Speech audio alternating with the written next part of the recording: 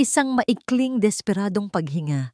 Iyon ang unang tunog na pumunit sa masayang tugtugin ng party. Isang tunog na hindi dapat naririnig sa gitna ng tawanan at malutong nakalansing ng mga kopita ng champagne. Mula sa kanyang kinatatayuan sa gilid ng malawak na hardin, natigilan si Mariana. Kilala niya ang tunog na yon. Kabisado niya ang bawat nota ng hirap sa paghinga. Sa gitna ng dagat ng mga mamahaling damit at alahas, nakita niya si Lucia, ang isa sa 3 kambal ni Sir Eduardo, na nakahawak sa kanyang dibdib. Ang malarosas nitong pisngi ay unti-unting namumutla. Bago pa man makakilos si Mariana, isang matinis na boses ang narinig. "Ano ba naman yan? Ang damit ko!" Si Renata. Nakatayo ito sa tabi ni Lucia. Ang mukha ay napupuno ng pagkainis at hindi pag-aalala. Isang baso ng orange juice ang tumapon sa kanyang mamahaling puting bestida, nag-iwan ng malaking mantsa. Hindi niya pinansin ang batang hirap na hirap nang humagilap ng hangin. Ang tanging nakikita niya ay ang kanyang nasirang damit. "Napaka-clumsy mo talagang bata ka." Dagdag pa ni Renata, sapat lang ang lakas para marinig ng mga taong malapit sa kanila. Para kay Mariana, ang mga salitang iyon ay parang malakas na sampal. Sa isang iglap, nawala ang lahat ng pag-aalinlangan. Wala ng amo, walang bisita, walang mga patakaran. Ang tanging nakikita niya ay isang batang nanganganib ang buhay. "Tumabi kayo." Hindi niya namalayan ang sariling boses. Mabilis ang kanyang mga hakbang. Sinusuong ang mga nagtatakang bisita. Bago pa man makapalag si Renata, nasa tabi na siya ni Lucia. "Lucia baby, look at me. Tumingin ka kay Tita Mariana." Sabi niya sa malumanay, ngunit matatag na boses. Agad siyang lumuhod, hindi inalintana ang pagdumi ng kanyang uniforme. Itinagilid niya ng bahagya ang ulo ng bata. Pinakikinggan ang papalakas na wheezing sound mula sa dibdib nito. Asthma attack. At malala ito. "Ma'am Renata, kailangan po niya ng nebulizer niya. Ngayon na." Utos ni Mariana, ang kanyang mga mata ay hindi inaalis sa nanghihinang bata. "Huwag mo akong utusan, you're just a maid!" Sagot ni Renata, nanginginig sa galit. "Pinapahiya mo ako sa mga bisita." Sa wakas ay napansin din ni Eduardo ang kaguluhan. Ang kaninang masayang mukha ng CEO ng Belmonte Corporation ay napalitan ng matinding pag-aalala. "Anong nangyayari dito? Lucia, anak." Sigaw niya, mabilis na lumapit. "Sir Eduardo, ang inhaler po ni Lucia." Halos pasigaw na, sabi ni Mariana. "Mabilis po." Sa puntong yon, parang natauhan si Eduardo. Ang otoridad sa boses ni Mariana ay hindi maikakaila. Tumakbo siya papasok ng mansyon na parang walang bukas. Si Renata naman ay sinubukang agawin ang bata mula kay Mariana. "Ako na dyan! Let go of her! Baka kung ano pang gawin mo sa kanya." Pero mahigpit ang hawak ni Mariana kay Lucia. "Wag po ma'am, alam ko ang ginagawa ko." Hinubad niya ang kanyang apron at ipinaypay sa bata. Sa bawat segundo na lumilipas, nararamdaman niya ang unti-unting panlalamig ng balat ni Lucia. "Huwag kang bibitaw, mahal ko. Huwag kang bibitaw." Bumalik si Eduardo na dala ang isang maliit na emergency kit. Nanginginig ang kanyang mga kamay habang inaabot iyon kay Mariana. Walang pag-aalinlangan, kinuha ito ni Mariana. Inihanda ang portable nebulizer na may bilis at katiyakan ng isang bihasang propesyonal. Sa mga sandaling iyon, ang hardin ay natahimik. Ang mga bisita, si Renata, at ang iba pang mga katulong ay nakatingin lang sa isang hamak na tagapagsilbi na ngayon ay kumokontrol sa sitwasyon. Hawak sa kanyang mga kamay ang buhay ng anak ng kanilang amo. Nang marinig na nila ang unti-unting pagbuti ng paghinga ni Lucia, isang kolektibong buntong hininga ang kumawala sa lahat. Dahan-dahang bumalik ang kulay sa mukha ng bata. Niyakap ni Eduardo ang kanyang anak. Ang mga mata ay puno ng luha ng pasasalamat. Tumingin siya kay Mariana. "Salamat. Salamat, Mariana." Bago pa man makasagot si Mariana, mabilis na pumasok sa eksena si Renata na ngayon ay nagbago na ng emosyon. Ang kaninang pagkainis ay napalitan ng pekeng pag-aalala. "Oh my God, Hon, grabe ang kaba ko," sabi niya habang hinahaplos ang likod ni Eduardo. Masyado lang sigurong na-excite ang bata sa party at itong si Mariana medyo naging overreacting. Tinawag ko na ang personal doctor ng mga bata. Napatingin si Mariana kay Renata, hindi makapaniwala sa narinig. Sinungaling. Tumingin si Eduardo mula kay Renata, pabalik kay Mariana. May bahid ng pagkalito sa kanyang mga mata. Pero sa huli, ang impluwensya ni Renata ang nanaig. "Salamat ulit, Mariana," sabi ni Eduardo sa mas formal ng tono. "Pero sa susunod, ipaubaya mo na lang sa amin o sa mga doktor ang ganitong sitwasyon." Pakiramdam ni Mariana ay binuhusan siya ng malamig na tubig. Matapos niyang iligtas ang bata, siya pa rin ang nasa mali. Tumango na lang siya, hindi na nagtangkang magpaliwanag. Dahan-dahan siyang tumayo, pinagpagan ang kanyang palda at bumalik sa anino kung saan siya nararapat. Habang nagpapatuloy ang party na tila walang nangyari, dinala ni Mariana ang kanyang sarili sa maliit niyang silid sa servants' quarters. Kinuha niya ang isang maliit at medyo luma ng picture frame sa ibabaw ng kanyang tokador. Litrato yon ng isang magandang babae na may pinakamalungkot ngunit pinakamabait na mga mata. Si Clara Belmonte, ang yumaong asawa ni Eduardo. "Pasensya na, Ma'am Clara," bulong niya sa litrato, habang isang butil ng luha ang pumatak mula sa kanyang mata. "Muntik na. Muntik ko nang hindi matupad ang pangako ko sa'yo." Pinunasan niya ang kanyang luha at ibinalik ang litrato. Kailangan niyang bumalik sa trabaho. Nang papalabas na siya ng pasilyo, dumaan siya sa may library kung saan bahagyang nakaawang ang pinto. Narinig niya ang boses ni Renata, tila may kausap sa cellphone. Hindi niya sinasadyang makinig, ngunit ang mga salitang narinig niya ay nagpatigil sa kanyang paghinga. "Oo, kontrolado ko ang lahat," sabi ni Renata sa mahinang boses ngunit puno ng katiyakan. "Si Eduardo, nasa palad ko na yan. Ang mga bata, sagabal lang sila pansamantala. Konting tiis na lang. Malapit na. Malapit nang mapasa atin ang lahat." Nabitawan ni Mariana ang hawak niyang tray ng mga baso. Ang tunog ng nabasag na salamin ay umalingaw-ngaw sa tahimik na pasilyo, kasabay ng biglaang panlalamig ng buong niyang katawan. Nang mag-isa na lang si Eduardo sa kanyang malawak na opisina, ang katahimikan ng mansyon ay parang isang mabigat na kumot na bumalot sa kanya.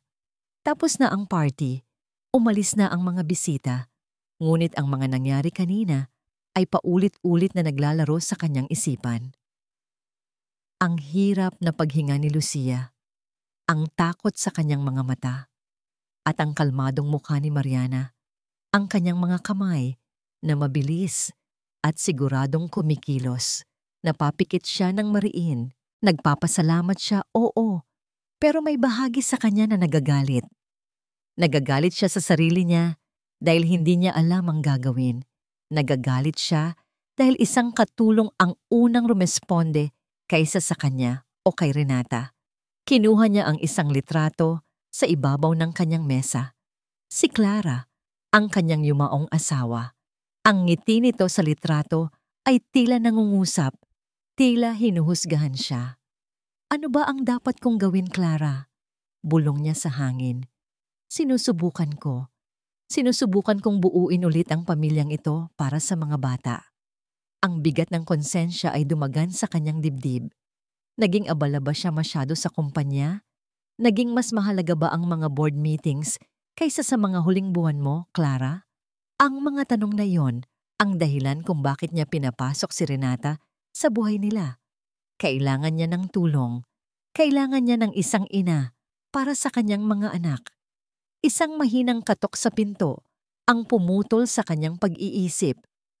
Pumasok si Renata. Dala ang isang tasa ng mainit na kape. Ang mamahaling bestida nito ay napalitan na ng isang simpleng silk robe at ang mukha nito ay puno ng pag-aalala. "Okay ka lang, Hon?" Malambing na tanong nito habang inilalapag ang tasa sa kanyang mesa. Tumangulang si Eduardo. Umupo si Renata sa silyang nasa tapat niya at marahang hinawakan ang kanyang kamay. "Huwag mo nang masyadong isipin ang nangyari kanina. Ang mahalaga, ligtas si Lucia, nag-alala lang talaga. Ako, alam mo na, bilang bago nilang ina, gusto kong ipakita na kaya kong maging matatag." Ang mga salita ni Renata ay parang gamot. Pinapakalma nito ang nagwawala niyang isipan. Ito ang kailangan niya. Isang taong magsasabi sa kanya na tama ang lahat. Mariana knows what she's doing. Hindi niya napigilang sabihin. Nakita niya ang bahagyang pagbabago sa ekspresyon ni Renata. Isang mabilis na kislap ng inis na agad din nitong tinago sa isang malungkot na ngiti. "Of course, at nagpapasalamat tayo sa kanya," sagot ni Renata. "Pero Hon, kailangan din nating maging maingat. The children need to see us, you and me. As the authority, kailangan nilang matutunan ng disiplina. Ayokong isipin nila na okay lang na tumakbo sa mga katulong para sa lahat ng bagay." May punto siya. Iyon din ang nasa isip ni Eduardo. Gusto niyang maging ama na nilalapitan ng kanyang mga anak, hindi isang estranghero sa sariling pamamahay. "I'm trying to be the mother they need, Eduardo." Dagdag pa ni Renata, ang boses ay bahagyang nanginginig. "Pero kailangan ko ang suporta mo." Tumayo si Eduardo at niyakap ito. "I know, I'm sorry. Tayo ang magulang dito. Tama ka." Kinabukasan sinubukan ni Eduardo na isabuhay ang kanyang desisyon.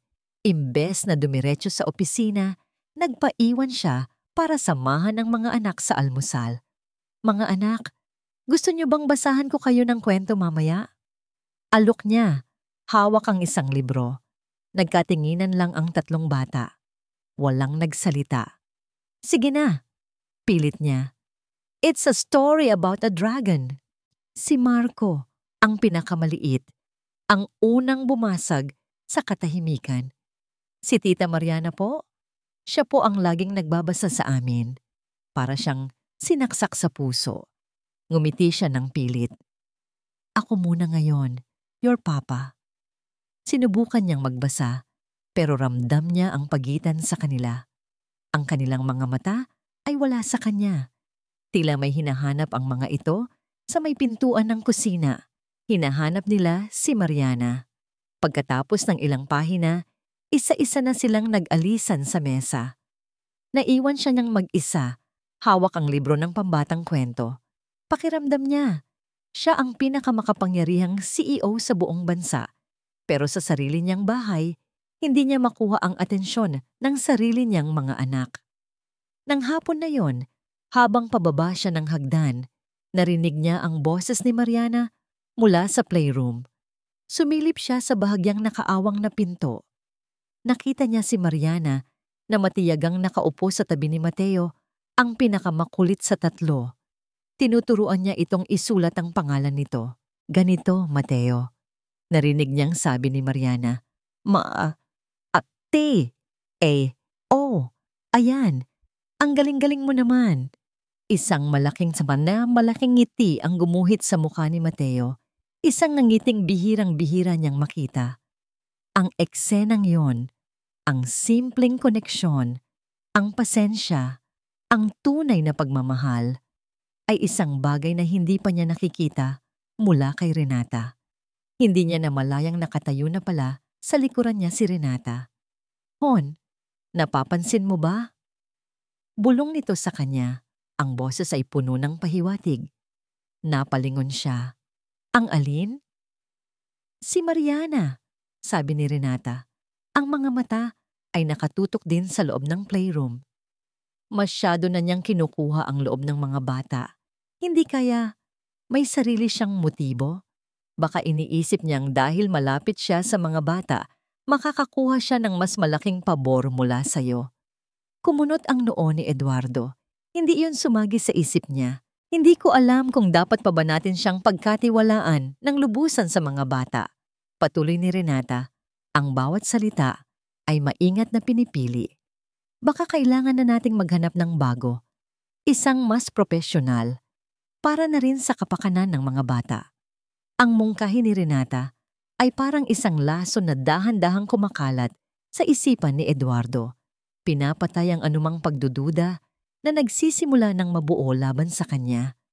Ang mga sumunod na araw ay naging malamig. Hindi ang temperatura sa loob ng mansyon, kundi ang pakikitungo ng mga tao dito. Ramdam ni Mariana ang bawat tingin ni Renata na puno ng pagbabantay, na para bang isa siyang magnanakaw na naghihintay lang ng tiyempo. At si Sir Eduardo, iniiwasan siya nito. Kung dati ay binabati pa siya nito ng isang tipid na ngiti, ngayon ay dumadaan na lang ito na parang hangin siya. Ang tanging nagbibigay init sa kanyang puso ay ang mga bata. Sila ang kanyang kanlungan. Sa tuwing niyayakap niya ang mga ito, sa tuwing naririnig niya ang kanilang mga halakhak, nawawala ang lahat ng kanyang takot. Isang umaga, habang naglilinis si Mariana sa malaking sala, nandoon din si Renata, nagbabasa ng isang fashion magazine. Tahimik ang buong paligid, maliban sa tunog ng kanyang pamunas sa mga muebles. Maingat siya sa bawat kilos, lalo na kapag malapit siya sa mga babasagin at mamahaling palamuti. Dahan-dahan lang sa paglilinis diyan, Mariana, sabi ni Renata, hindi man lang inaalis ang tingin sa binasa. Lalo na sa crystal vase na yan, pamana pa yan ng mami ni Eduardo. Tumango lang si Mariana at bahagyang lumayo sa mesang kinalalagyan ng florera. Naramdaman niya ang pahiwatig sa boses nito, isang babala. Kinailangan niyang pumunta sa kusina para kumuha ng bagong basahan. Wala pang 1 minuto siyang nawala. Habang pabalik na siya, isang malakas na tunog ng pagkabasag ang yumanig sa katahimikan. Blag!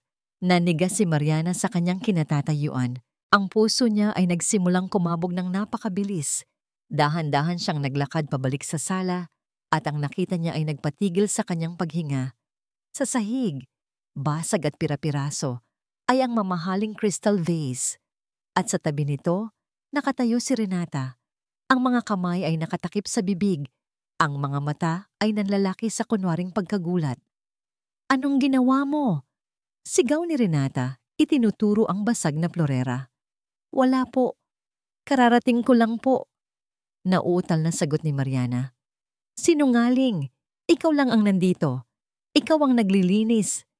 Ang mga sigaw ni Renata ay umalingaw-ngaw sa buong bahay. Maya-maya lang, bumaba si Eduardo mula sa kanyang opisina. Kasunod ang pinsan nitong si Miguel, ang siyang namamahala sa pananalapi ng pamilya. "Anong nangyayari?" tanong ni Eduardo. Ang boses ay puno ng awtoridad. "Eduardo, ang base ni Mami!" Umiiyak na, sabi ni Renata, sabay turo kay Mariana. "Siya! Nakita ko. Nabitiwan niya habang nagpupunas." "Hindi po totoo yan, sir." Pagtatanggol ni Mariana sa sarili, nanginginig ang buong katawan. "Galing po ako sa kusina." Tumingin si Eduardo sa mga piraso ng basag na kristal, pagkatapos ay kay Mariana. May pagdududa sa kanyang mga mata, pero meron ding pagkalito. "Actually, pinsan," biglang sabat ni Miguel, ang financial manager. "Nakita ko siyang nagpupunas malapit sa mesa kanina, bago ako umakyat. Baka nga nadulas lang sa kamay niya." Gumuho ang mundo ni Mariana. 2 laban sa 1. Isang katulong laban sa mapapangasawa ng amo at sa kamag-anak nito. Sino ang paniniwalaan? "Hindi ko po sinasadya. Hindi po ako." Wala nang lumalabas na salita sa kanyang bibig. Lumapit si Renata at may dinampot mula sa sahig, malapit sa paanan ni Mariana. Itinaas niya ito. Isang maliit, matulis na piraso ng kristal. "At ano ito?" tanong ni Renata. Ang boses ay puno ng tagumpay. "Nalaglag mula sa bulsa ng apron mo." Lahat sila ay napatingin sa apron ni Mariana. Doon, Sa maliit na bulsa sa harap, may butas na tila pinaglaglagan ng matulis na bagay. Isang patibong. Isang perpektong patibong. Hindi na makapagsalita si Mariana. Ang init ng hiya at galit ay umakyat sa kanyang pisngi. Alam niyang wala na siyang kawala. Tumingin si Eduardo sa kanya. Ang kaninang pagkalito ay napalitan ng malamig na pagkadismaya. Mariana, sabi nito sa mababang tono, ngunit bawat salita ay parang isang sampal. Alam mo kung gaano kahalaga ang vase na yan sa pamilyang ito. Sir, maniwala po kayo sa akin. Pagmamakaawa niya, sapat na. Putol ni Eduardo sa sasabihin niya. Hindi kita sisisantihin dahil sa serbisyo mo noon. Pero ang halaga ng vase na yan, ibabawas ko sa sahod mo. Pagkatapos noon ay tinalikuran na siya nito. Niyakap nito si Renata na kunwari humihikbi pa rin. Si Miguel naman ay nagbigay sa kanya ng isang mapanuyang ngiti bago umalis. Naiwan si Mariana sa gitna ng sala, napapaligiran ng mga piraso ng kasinungalingan. Pakiramdam niya ay mas basag pa siya kaysa sa florerang nasa sahig. Gabi. Hindi makatulog si Mariana. Paulit-ulit na naglalaro sa isip niya ang panghuhusga sa mga mata ni Sir Eduardo. Bumangon siya para uminom ng tubig. Bago bumalik sa kanyang silid, dumaan muna siya sa kwarto ng mga bata, gaya ng lagi niyang ginagawa. Sinilip niya ang tatlong anghel na mahimbing na natutulog. Kinumutan niya si Lucia at inayos ang una ni Mateo. Pagdating niya kay Marco, naramdaman niya ang kakaibang init na nagmumula sa bata. Hinawakan niya ang noo nito. Napakainit. Nilalagnat ito. At hindi simpleng lagnat lang. Dali-dali siyang lumabas para kumuha ng thermometer. 39.5 degrees. Mataas. Kailangan nito ng doktor. Tumakbo siya papunta sa silid ni Renata at kumatok ng marahan. Ma'am Renata, sabi niya nang buksan nito ang pinto. Si Marco po. Mataas na mataas ang lagnat. Kailangan na po nating tawagan ang doktor. Tiningnan siya ni Renata, mula ulo hanggang paa. Ang mga mata ay puno ng pagkainis. Lagnat lang yan, Mariana. Huwag kang OA. Malamig na sagot nito. Bigyan mo ng paracetamol. Ginugulo mo ang tulog namin para lang dyan? Pero ma'am, iba po ang pakiramdam ko. Masama po talaga ang lagay niya. Isang mapanganib na kislap ang dumaan sa mga mata ni Renata. Ano na naman ito, Mariana? Sinisira mo na naman ang gabi? Gusto mo lang bang mapansin? Gusto mo bang maging bida ka na naman? Bago pa makasagot si Mariana, isinara na ni Renata ang pinto sa harap mismo ng kanyang mukha. Naiwan siyang nakatayo sa madilim na pasilyo, ang puso ay puno ng takot. Sa isang banda ay ang utos ng kanyang amo, sa kabilang banda ay ang buhay ng isang batang ipinagkatiwala sa kanya. Hindi pinakinggan ni Mariana si Renata. Ang instinct niya bilang isang dating nurse at higit sa lahat, ang instinct niya bilang isang taong nagmamahal sa mga bata ay mas malakas kaysa sa takot niya sa anumang parusa. Bumalik siya sa silid ng mga bata. Sa halip na matulog, umupo siya sa tabi ng kama ni Marco. Paulit-ulit niyang pinunasan ng basang bimpo ang noo, leeg, at mga singit-singit ng bata. Sinusubukang pababain ng nagngangalit na init sa katawan nito. Bawat ubo ni Marco ay parang isang suntok sa kanyang dibdib. Ang paghinga nito ay mababaw at mabilis. Tiningnan niya ang relos. Kada 15 minuto, sinusuri niya ang temperatura nito. Hindi ito bumababa. Sa halip, tila tumataas pa ito. Ang takot ay nagsimulang gumapang sa kanyang puso. Mas malamig pa kaysa sa basang bimpo na hawak niya. Paano kung mag-convulsion ito? Paano kung lumala ang paghinga nito? Nag-iisa siya. Walang tutulong sa kanya. Bandang 3:00 ng madaling araw, napansin niyang bahagyang naninilaw ang gilid ng mga labi ni Marco dahil sa kakulangan ng oxygen. Hindi na niya ito kayang idaan, sa simpleng punas-punas lang. Kailangan na ng tulong medikal. Ngayon na. Wala na siyang pakialam kung magalit man si Renata o si Sir Eduardo. Mas mahalaga ang buhay ng bata. Dahan-dahan siyang tumayo at lumabas ng silid. Hindi na siya kumatok sa silid ng mag-asawa. Dumiretso siya sa telepono sa pasilyo at idinayal ang numero ng personal na doktor ng pamilya, si Dr. Santos. "Doc, si Mariana po ito." Bulong niya sa telepono. Nanginginig ang boses. "Kailangan po kayo dito. Si Marco po. 39.8 na po ang lagnat at nahihirapan na pong huminga." Sa kabilang linya, narinig niya ang pag-aalala sa boses ng doktor. "Sige, papunta na ako." Pagkatapos ng tawag, bumalik siya sa tabi ni Marco. Patuloy na nagbabantay. Bawat segundo ay parang isang oras. Hindi nagtagal. Dumating si Dr. Santos. Ang pagdating niya ay ginising na rin sina Eduardo at Renata. Lumabas sila ng silid, parehong nagtataka at mukhang inis. "Anong kaguluhan ito?" tanong ni Eduardo. Ang boses ay magaspang dahil sa pagkagising. "Mariana, ano na naman ito? Sinabi ko na sayong..." Hindi na natapos ni Renata ang sasabihin nang makita niya si Dr. Santos na mabilis na naglalakad papunta sa silid ng mga bata. "Excuse me, Mr. Belmonte?" sabi ni Dr. Santos sa seryosong tono. Hindi na nag-abalang magpaliwanag pa. Sumunod sila sa loob.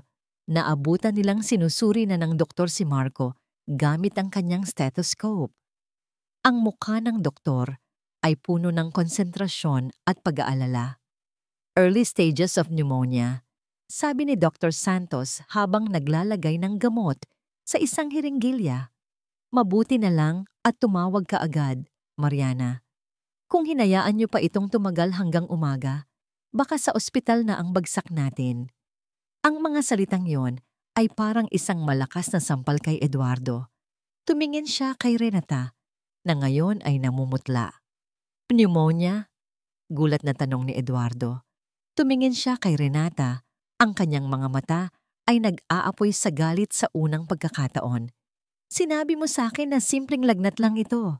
Sinabi mong OA lang si Mariana." "Hon, hindi ko naman alam." "Akala ko..." Nauutal na sagot ni Renata. Hindi malaman kung ano ang sasabihin. "Hindi mo alam? Renata, buhay ng anak ko ang pinag-uusapan natin dito. Hindi ito laro." Sigaw ni Eduardo. Ang boses niya ay umalingaw-ngaw sa tahimik na silid. Sa isang iglap, lahat ng pagkainis at pagdududa ni Eduardo kay Mariana ay nawala at napalitan ng galit na nakatuon kay Renata. Ngunit si Renata ay isang dalubhasa sa pagmamanipula. Bigla siyang humagulgol, mga buwayang luha ang dumaloy sa kanyang pisngi. "I'm sorry, Hon. Natakot lang ako." Hindi sinabi sa akin ni Mariana kung gaano kalala. Ang sabi niya lang ay may lagnat. Paano ko malalaman? Kasalanan ko bang hindi niya ipinaliwanag ng maayos? Ang sisi ay muling ibinaling kay Mariana. Tumingin si Eduardo sa kanya. Ang galit ay napalitan na naman ng pagkalito. "Sir, sinabi ko po..." "Sapat na," putol ni Eduardo sa sasabihin niya. Ang ulo ay tila sasabog na sa lahat ng nangyayari. Pinili niyang wag nang palakihin pa ang gulo. Ang mahalaga, okay na si Marco. "Salamat, Doc, at salamat, Mariana. Pero sa susunod, idaan ninyo sa tamang proseso. Ipaalam ninyo kay Renata o sa akin bago kayo gumawa ng anumang desisyon." Pakiramdam ni Mariana ay nasaksak siya ng paulit-ulit. Pagkatapos ng lahat, siya pa rin ang kailangang pagalitan. Siya pa rin ang lumagpas sa kanyang linya. Nang makaalis na ang doktor at bumalik na sa kani-kanilang silid sina Eduardo at Renata, naiwan si Mariana sa tabi ng natutulog ng si Marco. Pakiramdam niya ay pagod na siya. Pagod na sa pakikipaglaban sa isang kaaway na hindi niya kayang talunin. Pagod na sa pagiging tama, pero laging nagmumukhang mali. Napaupo siya sa sahig, isinandal ang likod sa pader. Napatingin siya sa ilalim ng kama ni Lucia. At doon, isang alaala ang biglang bumalik. Isang hapon, ilang linggo bago pumanaw si Clara. Nakaupo sila sa hardin. "Mariana," sabi ni Clara, hawak ang kanyang kamay. Ang balat nito ay malamig na. May mga bagay na hindi ko na kayang sabihin kay Eduardo. Ayokong bigyan pa siya ng alalahanin. Pero kung sakaling may mangyari sa akin at kung pakiramdam mo ay nasa panganib ang mga anak ko, may iniwan ako para sa'yo. Ano po iyon, ma'am? Isang maliit na kahon na gawa sa kahoy. Itinago ko ito sa ilalim ng unan ko noon, pero ipinalipat ko na. Nasa ilalim ito ng kama sa dati naming kwarto. Hanapin mo lang kung kailangan mo na. Para sa mga bata, Mariana, pangako. Napatayo si Mariana. Ang alaala ay napakalinaw. Ang kwarto ni Clara at Eduardo. Ngayon ay kwarto na yon ni Renata at Eduardo. Ang takot ay bumalot sa kanya, pero mas malakas ang determinasyon. Kailangan niyang malaman kung ano ang nasa loob ng kahon na yon. Naghintay siya hanggang sa sigurado siyang tulog na ang lahat. Dahan-dahan, na parang isang magnanakaw sa gabi, lumabas siya ng silid ng mga bata at naglakad sa madilim na pasilyo papunta sa master's bedroom. Ang bawat tibok ng kanyang puso ay isang malakas na dagundong sa kanyang tainga. Bahagya niyang itinulak ang pinto. Narinig niya ang mahinang hilik ni Eduardo. Maingat siyang pumasok sa loob. Ang buong silid ay madilim, maliban sa liwanag ng buwan na tumatagos sa bintana. Lumuhod siya sa tabi ng malaking kama. Pikit mata niyang ipinasok ang kanyang kamay sa ilalim nito.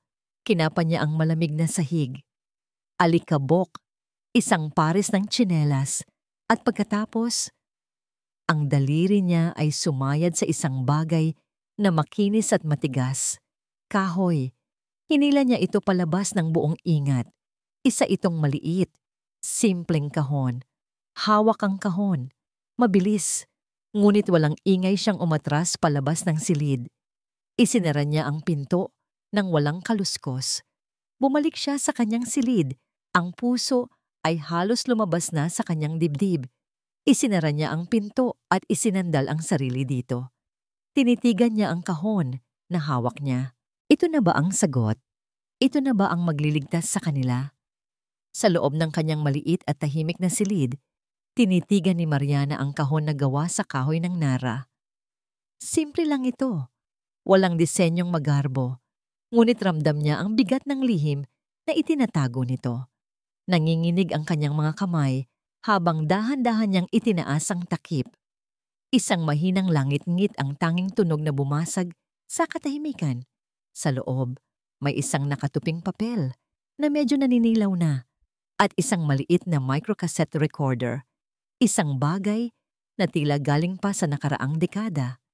Inuna niyang kinuha ang sulat. Pamilyar sa kanya ang sulat kamay. Ito ang eleganteng pagsulat ni Clara Belmonte. Kahit medyo nanginginig ang mga huling letra, bakas pa rin dito ang kabaitan ng taong nagsulat. Binuklat niya ito at sinimulang basahin. Mahal kong Mariana, kung binabasa mo ito, ibig sabihin ay nangyari na ang pinakamatindi kong kinatatakutan. Wala na ako at may isang ahas na pumasok sa pamamahay ko. Mariana, ikaw lang ang pinagkakatiwalaan ko. Nakikiusap ako sa'yo.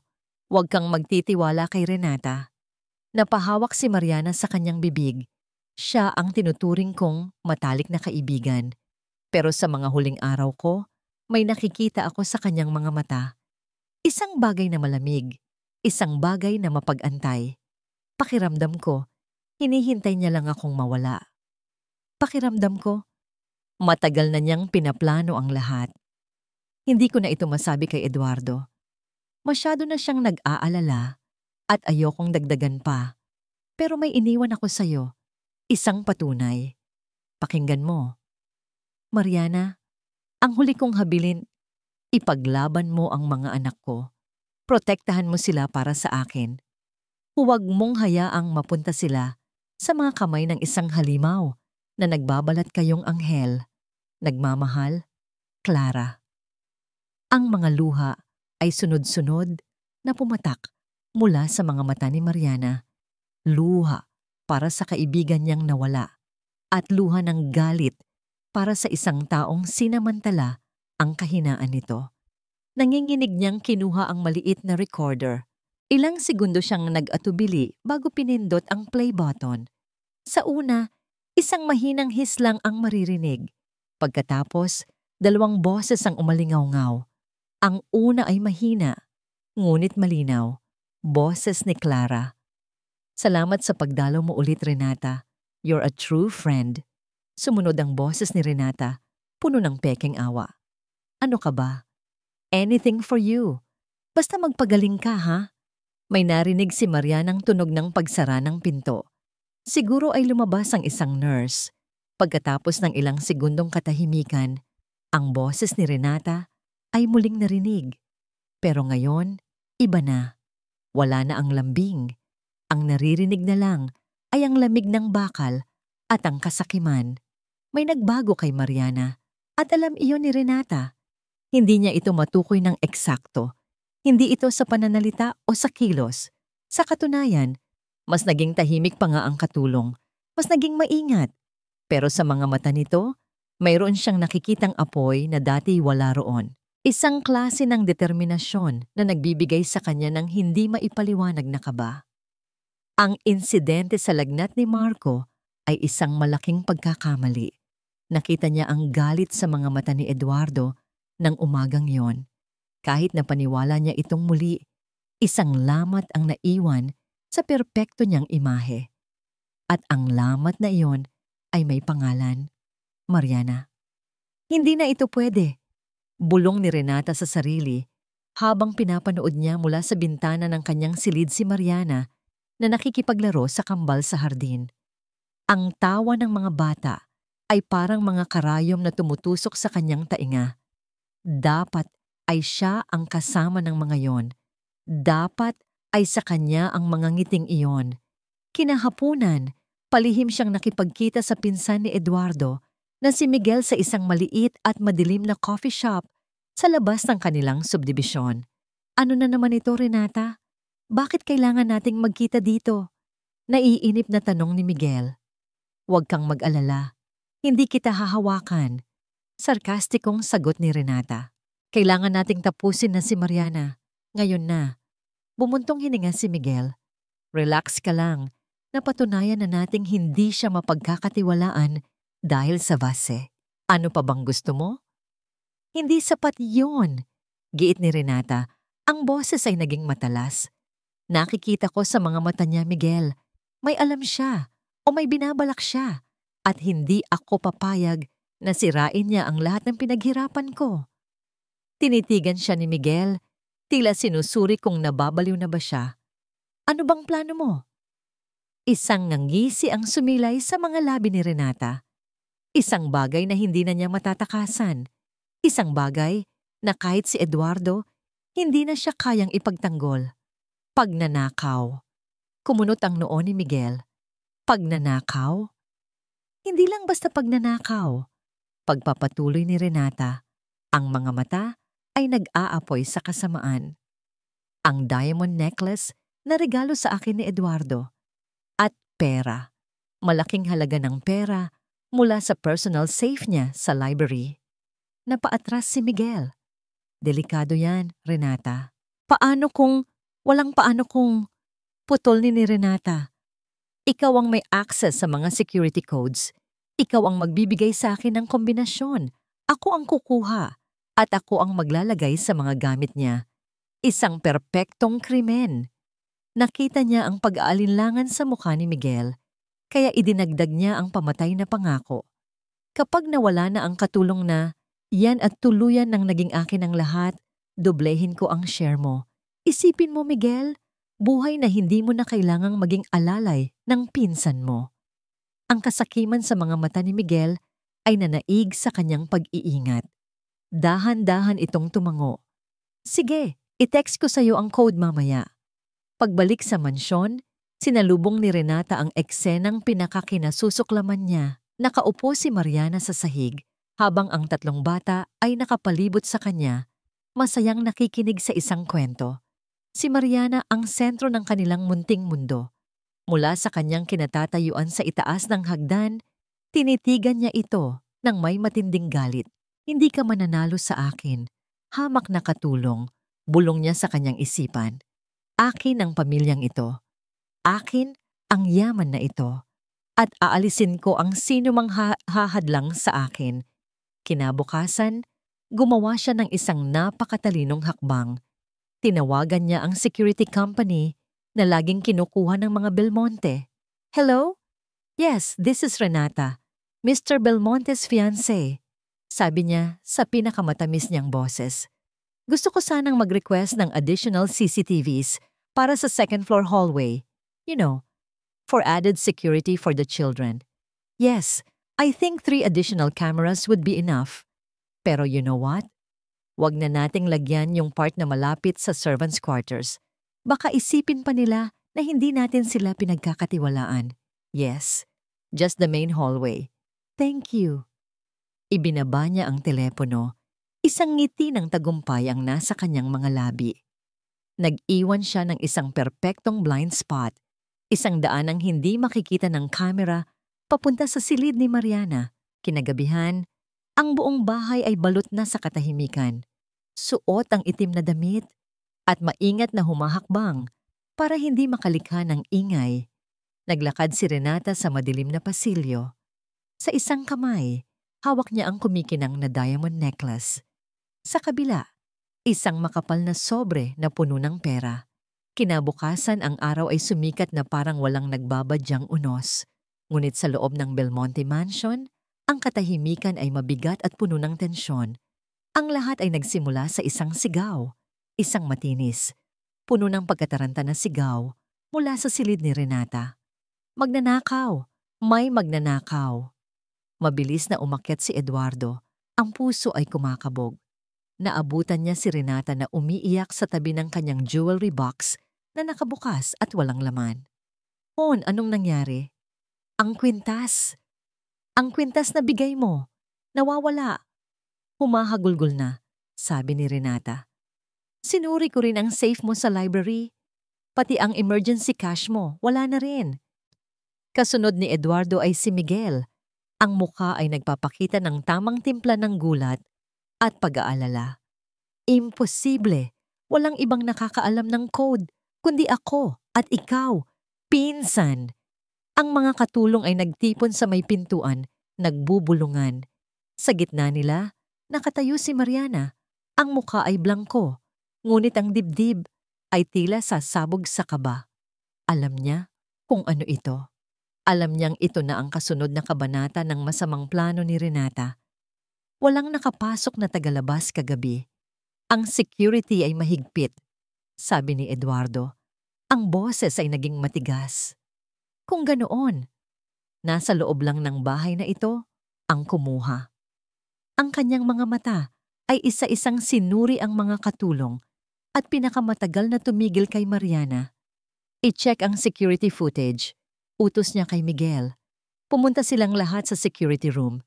Sa malaking monitor, pinanood nila ang replay ng mga pangyayari kagabi.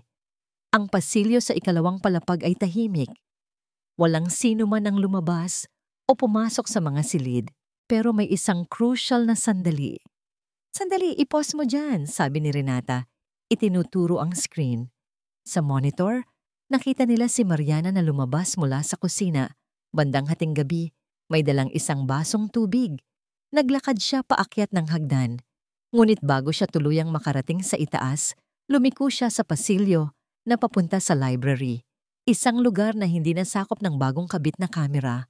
Pagkatapos ng ilang minuto, lumitaw siyang muli at dumiretso na sa kanyang silid. Siya lang ang nag-iisang gising at nagpunta malapit sa library ng gabing iyon, sabi ni Miguel.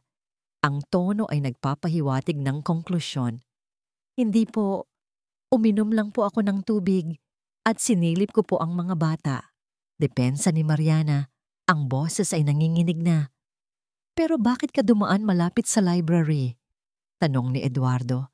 Ang mga mata ay nanliliit. Doon po ang daan papunta sa hagdan ng servants' quarters, sir. Isang magandang dahilan. Sarkastikong sabi ni Renata habang pinupunasan ang kanyang pekeng luha. Kung talagang wala kang kasalanan, papayag ka bang halughugin namin ang kwarto mo? Nanlamig si Mariana. Pero ma'am, kung wala kang tinatago, wala kang dapat ikatakot. sabi ni Eduardo. Ang boses ay walang emosyon. Ito ay isang utos. Walang nagawa si Mariana, kundi tumango at pangunahan sila papunta sa kanyang maliit na silid. Ang bawat hakbang ay parang isang milya ang bigat. Binuksan niya ang pinto. Si Miguel at 2 security guard ang pumasok. Si Eduardo at Renata ay naghintay sa labas. Sinimulan nilang halughugin ang lahat. Ang maliit na aparador, ang ilalim ng kama, ang mga kahon. Wala dito, sabi ng isang guard. Nakahinga ng maluwag si Mariana, ngunit panandalian lang yon. Teka, ano ito? Sabi ni Miguel. Kinuha niya ang isang lumang maleta sa ilalim ng kama ni Mariana. Isang maletang halos hindi na nito ginagamit. Binuksan niya ito. Sa ilalim ng mga lumang damit at litrato, may isang supot na tela. Dahan-dahang binuksan ni Miguel ang supot. Mula dito, inilabas niya ang kumikinang na diamond necklace. At sa tabi nito, ang makapal na sobre ng pera. Ang katahimikan sa loob ng silid ay nakakabingi. Lumabas si Miguel, hawak ang mga ebidensya. Eduardo. Si Mariana ay napatingin kay Eduardo. Naghahanap ng kahit kaunting pagtitiwala sa mga mata nito. Pero wala siyang nakita. Ang nakita niya ay isang pader ng pagkadismaya at galit. Hindi sa akin yan. Sir, maniwala kayo. Pagmamakaawa ni Mariana, ang mga luha ay malayang bumabagsak sa kanyang mga pisngi. Lumapit sa kanya si Eduardo. Ang kanyang muka ay isang maskara ng kalungkutan at pagkakanulo. Pinagkatiwalaan kita, Mariana, sabi niya. Ang boses ay halos pabulong ngunit puno ng bigat. Pinagkatiwalaan kita sa mga anak ko. Pinapasok kita sa pamamahay ko. Itinaas niya ang kanyang boses, sapat para marinig ng lahat. Akala ko, iba ka, pero nagkamali ako. Napayuko na lang si Mariana. Wala nang salitang makakapagligtas sa kanya. Ang patibong ay perpekto. Ang ebidensya ay hindi maitatanggi. Ang hatol ay naibigay na. Mariana, sabi ni Eduardo, ang kanyang boses ay malamig na parang yelo. You're fired. Mag-impake ka. Gusto kong umalis ka na sa pamamahay na ito. Ngayon din. Model, sige. Pagkatapos ng pinakamadilim na sandali, narito na ang simula ng pagbangon. Chapter 9. Ang pagbabalik. Ang ulan ay walang tigil, na tila nakikidalamhati sa bigat ng kanyang nararamdaman. Basang-basa at nanginginig sa ginaw, naglakad si Mariana nang walang tiyak na direksyon. Ang tanging dala niya ay ang isang maliit na bag na naglalaman ng kanyang nakaraan at ang recorder sa kanyang bulsa na siyang susi sa kanyang hinaharap. Isa lang ang pangalang pumasok sa kanyang isipan. Isang taong hindi niya nakita sa loob ng maraming taon, ngunit ang tanging taong nakakaalam ng tunay na lalim ng pagkakaibigan nila ni Clara Belmonte. Naghahanap siya ng telepono at naghulog ng ilang barya. Nanginginig niyang idinayal ang numero. Hello? Sagot ng isang pamilyar na boses sa kabilang linya. Rina? Basag ang boses na tanong ni Mariana. Si Mariana to. Ilang segundong katahimikan. Mariana? Diyos ko, anong nangyari sa'yo? Nasaan ka? Ibinigay ni Mariana ang address ng isang maliit na waiting shed kung saan siya sumisilong. Wala pang isang oras, isang lumang kotse ang huminto sa kanyang harapan. Bumukas ang pinto at bumaba si Rina. Ang kanyang kaibigan, mula pa noong pareho silang nagsisimula bilang mga nurse sa ospital. Nang makita ni Rina ang kalagayan ni Mariana, basang-basa, ang mga mata ay mugto at ang mukha ay blangko sa pagkabigla. Wala na itong sinabi. Niyakap na lang niya ito ng mahigpit. Sa loob ng yakap na yon, sa unang pagkakataon, gumuho ang lahat ng pader na itinatayo ni Mariana. Humagulgol siya na parang isang bata. Dinala siya ni Rina sa maliit nitong apartment. Pinunasan, binihisan ng tuyong damit at pinakain ng mainit na sopas. Nang medyo kumalma na si Mariana, At habang ang tunog ng ulan sa labas ay nagsisilbing kanilang musika, ikinuwento niya ang lahat. Ang pangako niya kay Clara, ang pagpasok niya bilang katulong, ang pagmamalupit ni Renata, ang mga patibong, ang pagpapalayas sa kanya. Lahat-lahat. Pagkatapos ng kanyang kwento, kinuha niya ang recorder mula sa kanyang bulsa. At ito, Rina, ito ang huling alas na iniwan ni Clara.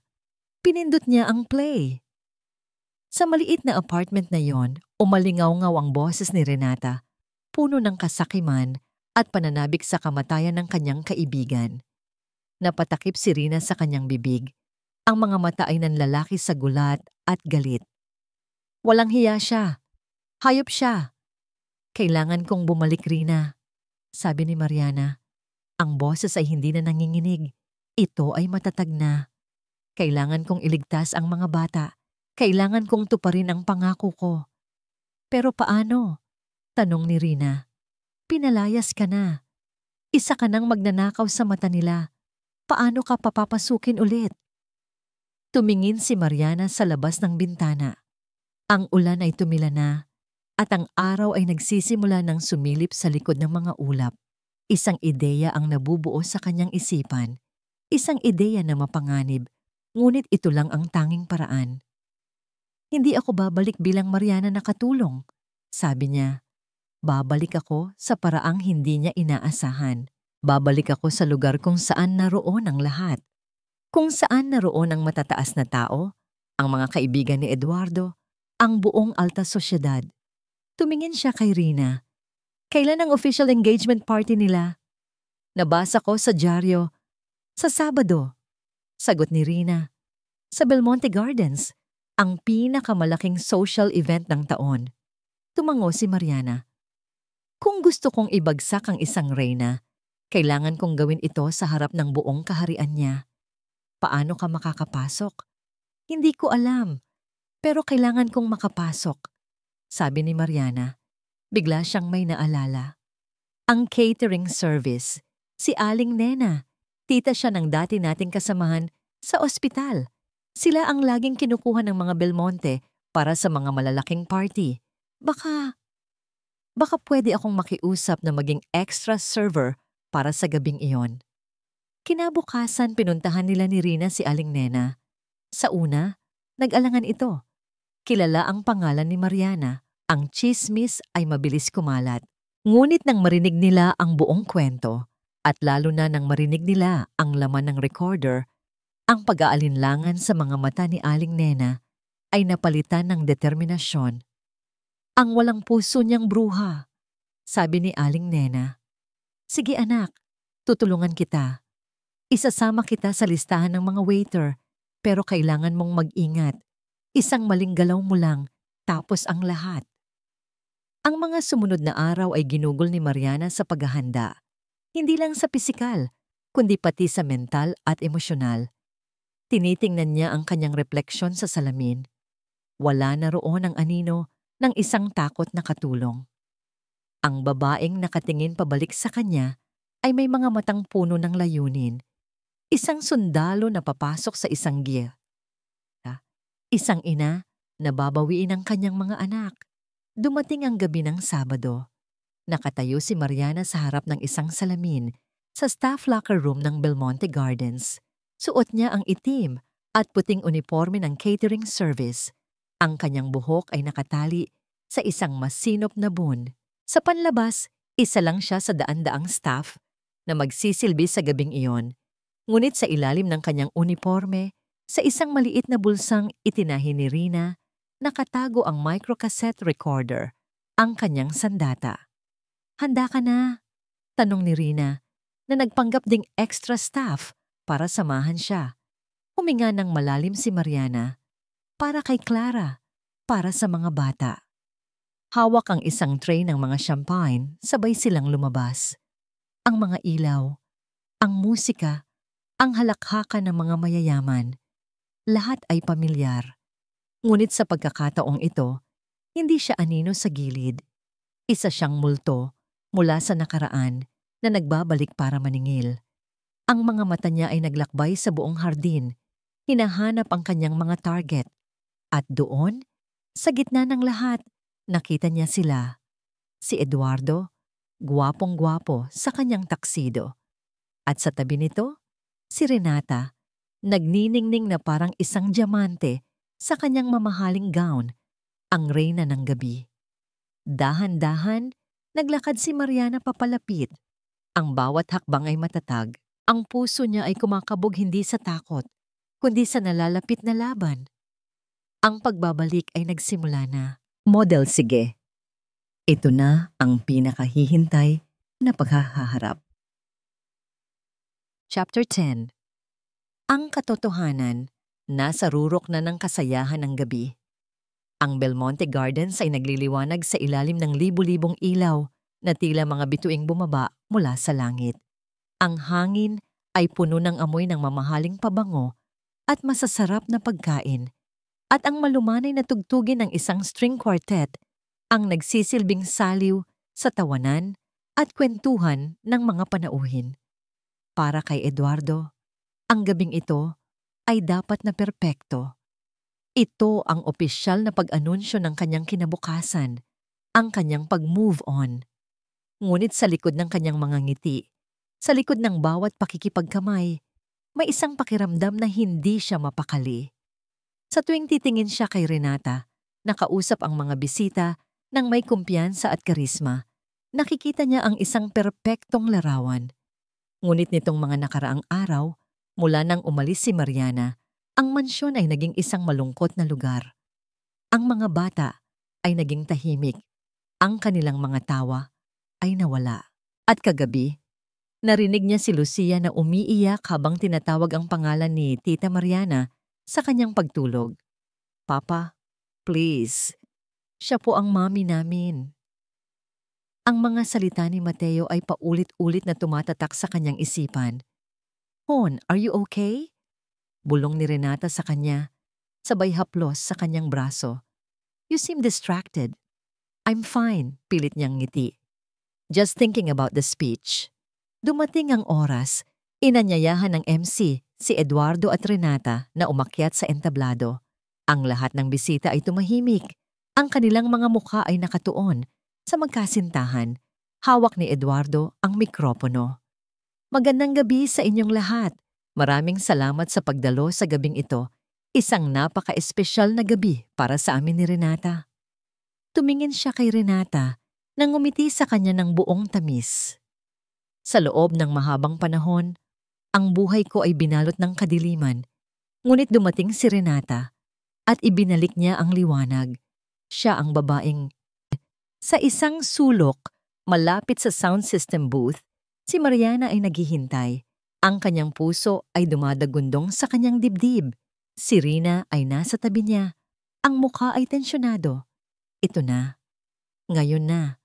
Habang nagsasalita si Eduardo, binigyan ni Mariana ng senyas si Rina. May dala silang tray na may lamang baso ng tubig. Lumapit sila sa technician na nagpapatakbo ng sound system. Sir, tubig po. Alok ni Rina. Nang lumingon ang technician para kunin ang baso, mabilis ngunit maingat na ikinabit ni Mariana ang isang maliit na auxiliary cable mula sa microcassette recorder papunta sa isang bakanting port sa mixer. Isang iglap lang yon. Salamat, sabi ng technician. Hindi man lang napansin ang ginawa nila. Umatras sila, bumalik sa dilim. Hinawakan ni Mariana ang recorder. Ang kanyang mga daliri ay nasa play button na. At sa gabing ito, patuloy ni Eduardo sa entablado. Nais kong opisyal na ipahayag ang aming pag-iisang dibdib. Renata, mahal ko. Hindi na natapos ni Eduardo ang kanyang sasabihin. Biglang namatay ang mikropono. Ang malambing na background music ay naputol. Isang malakas na hiss ang pumuno sa buong hardin na nagpatigil sa lahat. At pagkatapos, isang boses ang umalingaw-ngaw mula sa mga speaker. Isang boses na pamilyar sa lahat, ngunit sa isang tono na hindi pa nila kailanman naririnig. Boses ni Renata. Ano ka ba? Mahalaga pa ba yon? Konting drama lang yan para lalong maawa si Eduardo sa akin. Ang importante, malapit na. Malapit nang mamatay si Clara. Ang buong hardin ay natigilan. Ang mga ngiti sa mukha ng mga bisita ay nagyelo. Si Renata, na nakatayo sa entablado, ay namutla. Ang kanyang mga mata ay nanlalaki sa takot. Hinahanap kung saan nanggagaling ang tunog. Napakabait niya, di ba? Patuloy ng boses mula sa recorder, may kasamang tawa. Hindi niya alam. Ang best friend niya ang ahas na papalit sa kanya sa kama niya, sa bahay niya, at sa pera niya. Patayin na niyo yan! Patayin niyo yung tunog na yan! Sigaw ni Renata. Tuluyan nang nawala ang kanyang poise. Tumakbo siya papunta sa sound booth na parang isang baliw, ngunit huli na ang lahat. Ang huling mga salita ay binitawan na. Si Eduardo, isang bulag na tanga na nalulunod sa konsensya. Madaling-dali siyang manipulahin. At ang mga anak niya, mga pesteng sagabal. Pero huwag kang mag-alala. Kapag kasal na kami, may plano na ako para sa kanila. Isang magandang orphanage ang naghihintay. Katahimikan. Isang nakabibiinging katahimikan ang bumalot sa buong Belmonte Gardens. Si Eduardo ay nakatayo sa entablado, hindi makagalaw. Ang bawat salita ay parang isang kutsilyong paulit-ulit na isinasaksak sa kanyang puso. Ang pagtataksil, ang kasinungalingan, ang plano para sa kanyang mga anak. Lahat ay malinaw na ngayon. Ang mga piraso ng puzzle, ang vase, ang lagnat ni Marco, ang ninakaw na kwintas. Lahat ay nag-ugnay-ugnay.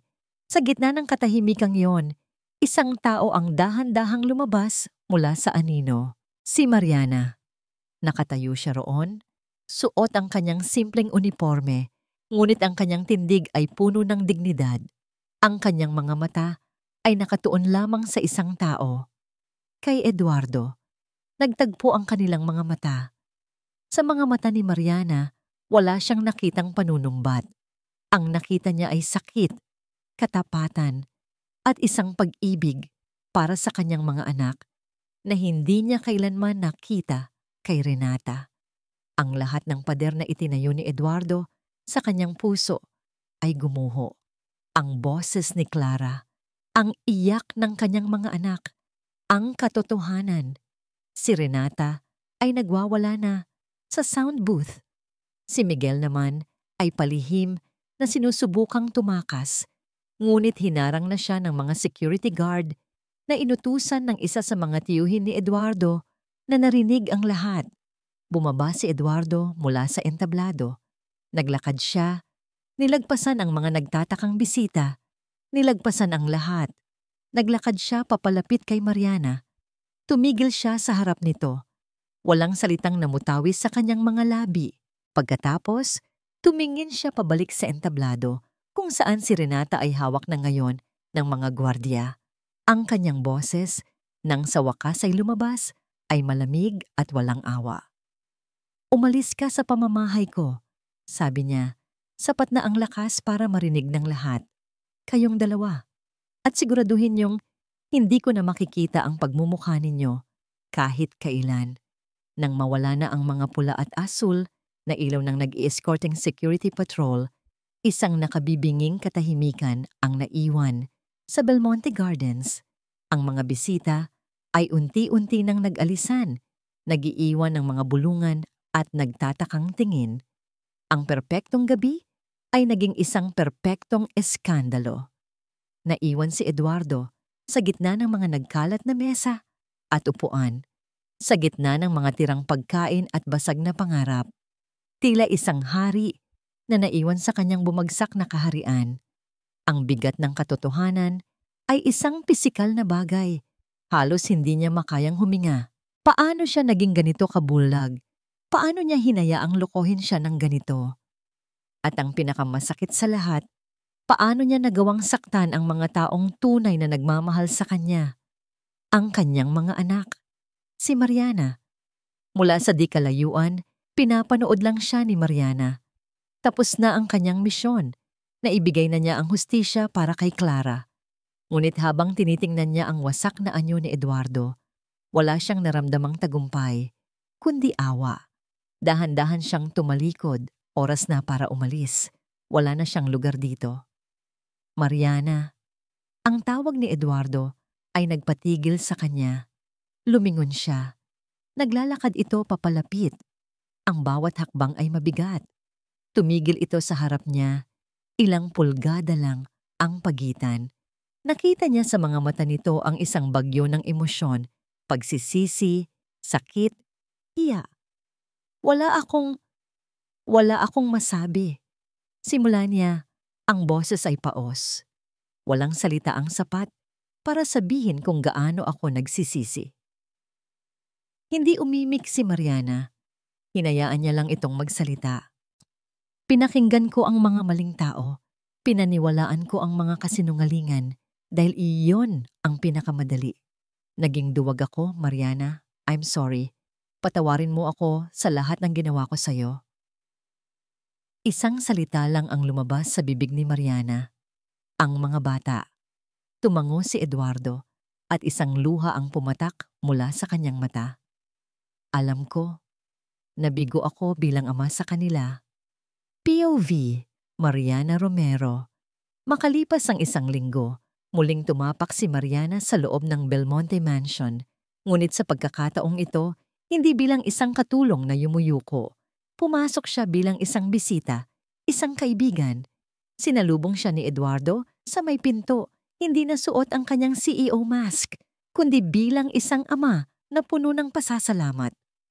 Nasa playroom sila, sabi ni Eduardo. Habang naglalakad sila, ang bahay ay tila mas maliwanag, mas magan. Wala na ang mabigat at mapagbantay na presensya ni Renata.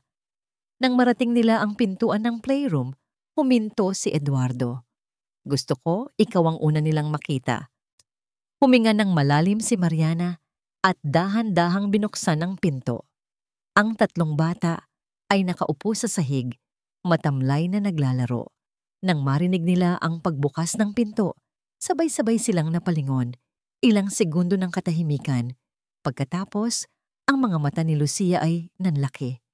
Tita Mariana? Para itong isang magic word. Sa isang iglap, ang tatlong bata ay sabay-sabay na tumayo at tumakbo papalapit sa kanya. Ang kanilang maliliit na paa ay dumadagundong sa sahig na gawa sa kahoy. Tita Mariana, bumalik ka! Niyakap nila siya ng mahigpit. Yumuko si Mariana at niyakap silang lahat pabalik. Ang init ng kanilang maliliit na katawan, ang tunog ng kanilang mga iyak ng saya. Ito ang tahanan. Ito ang gantimpalang hinahanap niya. Hindi na po ako aalis. Bulong niya sa kanila habang hinahagkan ang kanilang mga buhok. Hinding-hindi na. Mula sa may pintuan, pinapanood sila ni Eduardo. Ang eksenang yon ang nagpagaling sa lahat ng sugat sa kanyang puso. POV, Eduardo Belmonte. Lumipas ang mga buwan. Ang buhay ay dahan-dahang bumalik sa normal. Ngunit isang bagong klase ng normal. Si Mariana ay nanatili, hindi bilang katulong o yaya. Nanatili siya bilang bahagi ng pamilya. Tinulungan niya si Eduardo na muling kumonekta sa kanyang mga anak. Sila ang naging tulay sa pagitan ng isang amang nawalay at mga anak na nangulila. Isang hapon, habang naghahanda sila ng merienda sa kusina, pinapanood ni Eduardo si Mariana na tumatawa habang tinutulungan ni Mateo na maghalo ng butter. Ang tunog ng kanilang tawanan ay ang pinakamagandang musikang narinig niya. Sa sandaling iyon, napagtanto niya, hindi lang liwanag ang ibinalik ni Mariana sa kanilang tahanan. Ibinalik nito ang puso. Lumapit siya. Mariana, sabi niya. Napalingon ito. May bahid pa ng harina sa pisngi. Po, sir? Ngumiti siya. Eduardo na lang. Matagal na. May bahagyang pamumula sa mga pisngi ni Mariana. Gusto kong magpasalamat ulit sa'yo, sabi ni Eduardo. Para sa lahat. Ginawa ko po yon para kay Clara at para sa mga bata, sagot nito. Alam ko, sabi ni Eduardo. Pero ngayon, gusto kong hilingin sa'yo na manatili. Hindi para sa kanila o para kay Clara, kundi para sa atin. Tumingin si Mariana sa kanya. Ang mga mata ay nagtatanong. Hinawakan ni Eduardo ang kanyang kamay. Manatili ka, Mariana. Buuin natin ang pamilyang ito. Maging ina ka sa mga anak ko. Sa paraang hindi kailanman nagawa ni Renata. O kahit ako. Maging kabiyak ka ng puso ko. Hindi agad nakasagot si Mariana. Tumingin siya sa mga bata, na ngayon ay masayang naglalaro sa hardin. Tumingin siya sa lalaking nasa harapan niya, na hindi na isang bilyonaryong CEO, kundi isang taong puno ng pagpapakumbaba at pagmamahal. Isang ngiti ang dahan-dahang sumilay sa kanyang mga labi. Isang ngiti na puno ng pag-asa. Hindi niya kailangang sumagot. Ang kanyang mga mata na puno ng luha ng kaligayahan ang nagsabi ng lahat. Sa ilalim ng sikat ng araw sa hardin, ang isang pamilyang winasak ng kasinungalingan ay dahan-dahang nabubuo muli, hindi sa dugo o sa yaman, kundi sa pundasyon ng isang pangakong tinupad at isang pag-ibig na walang hinihintay na kapalit. Makalipas ang 2 taon, ang hangin sa hardin ng mga Belmonte ay puno ng tugtugin at halakhak, ngunit sa pagkakataong ito ay tunay na saya. Ang buong paligid ay pinalamutian ng mga makukulay na lobo at banner na may nakasulat na Happy 7th Birthday, Lucia, Marco, and Mateo. Sa gitna ng malmikro na pagtitipon, kung saan ang mga bisita ay mga kaklase at malalapit na kaibigan lamang, si Mariana ay abala sa pag-aasikaso sa mga bata. Hindi na siya nakasuot ng uniforme, kundi isang simpleng bestidang bulaklakin na lalong nagpalitaw sa kanyang natural na ganda. Mama, look! Sigaw ni Lucia. Iwinawagayway ang kanyang bagong manika. Ngumiti si Mariana at lumuhod para magpantay sila. Wow, ang ganda naman yan, anak. Anong ipapangalan mo sa kanya? Ang salitang mama ay lumalabas na ngayon sa bibig ng mga bata ng buong naturalesa na para bang ito ang salitang una nilang natutunan. Mula sa di kalayuan, pinapanood sila ni Eduardo. Hindi na siya ang malungkot at problemadong CEO. Ang kanyang mga balikat ay mas magaan, ang kanyang mga mata ay hindi na puno ng anino ng nakaraan, kundi ng purong pagmamahal habang tinitingnan ang kanyang mag-iina. Papa, talo ko si Tita Rina sa pabitin. Pagmamayabang ni Mateo, tumatakbo papalapit sa kanya. Wow, ang galing naman ng champion ko, sabi ni Eduardo, sabay buhat sa anak at ikinarga sa kanyang mga balikat. Ang pagdiriwang ay simple, masaya, at puno ng pagmamahal. Isang bagay na hindi kayang bilhin ng lahat ng yaman ng mga Belmonte. Gabi na, ang mga bisita ay nakaalis na, at ang 3 munting selebrante ay mahimbing nang natutulog sa kanilang mga silid. Yakap-yakap ang kanilang mga bagong laruan. Magkatabing nakaupo sina Eduardo at Mariana sa beranda, nakatingin sa mga bituin. Ang katahimikan sa pagitan nila ay komportable, puno ng mga hindi sinasabing ngunit damang-damang pag-intindi. Masaya ka ba? Tanong ni Eduardo, habang inaabot ang kamay ni Mariana at marahang pinisil ito. Tumingin si Mariana sa kanya. Ang mga mata ay nagniningning sa ilalim ng liwanag ng buwan. Higit pa sa pinangarap ko, Eduardo. Higit pa. Minsan naiisip ko pa rin ang gabing iyon. Ang party. Pag-amin ni Eduardo. Ang gabing gumuho ang lahat para lang mabuo muli sa tamang paraan. Huwag na nating isipin yon. Alam ko, sabi ni Eduardo. Pero gusto ko lang malaman mo, natanggap na ni Renata at Miguel ang nararapat sa kanila. Ang batas ang humusga. At tayo ay pinagaling ng panahon. Hinigpitan ni Mariana ang hawak sa kamay nito. Alam mo, patuloy ni Eduardo, dumating ka dito dahil sa isang pangako sa aking yumaong asawa para protektahan ang aming mga anak. Tumingin siya ng diretso sa mga mata ni Mariana. Tinupad mo ang pangakong iyon at higit pa. Pero Mariana, hindi na yon ang dahilan kung bakit ka naririto ngayon. Narito ka dahil ito ang tahanan mo Narito ka dahil ikaw ang ilaw ng tahanang ito. Inilapit niya ang kanyang mukha. Hindi ka lang ang kanilang tagapagtanggol. Ikaw ang kanilang ina. At ikaw ang buhay ko. Sa ilalim ng tahimik na langit, sa harap ng isang tahanang minsang naging pugad ng kasinungalingan, ngunit ngayoy puno na ng katotohanan at pag-ibig, sila ay naghalikan. Isang halik na naglalaman ng lahat ng sakit ng nakaraan, lahat ng saya ng kasalukuyan, at lahat ng pangako para sa kinabukasan. Ang huling pangako kay Clara ay natupad na. Ngunit para kina Eduardo, Mariana, at sa 3 bata, isang bagong pangako ang kasisimula pa lamang. Ang pangako ng isang pamilyang binuo ng kapalaran at pinagtibay ng pag-ibig na tunay at walang hanggan.